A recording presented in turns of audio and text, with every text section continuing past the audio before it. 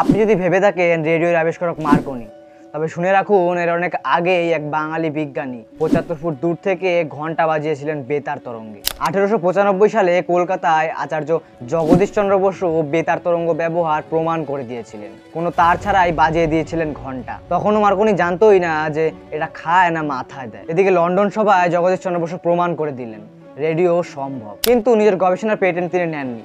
তিনি মনে করতেন আবিষ্কারের আসল উদ্দেশ্য ব্যক্তিগত লাভ নয়, আসল উদ্দেশ্য হলো জ্ঞানের আলোকে সকলের মাঝে ছড়িয়ে দেওয়া। আর ঠিক তখনই নিজের নামে পেটেন্ট করে নিল জগদীশচন্দ্র বসুর আবিষ্কার, আর ইতিহাসে জায়গা করে নিল মার্কনি। যেখানে আমাদের বাঙালির গর্ব জগদীশচন্দ্র বসু প্রথম বেতার তরঙ্গ পাঠালেন, সেখানে আজও লেখা নেই যে এখানেই জন্ম হয়েছিল রেডিওর।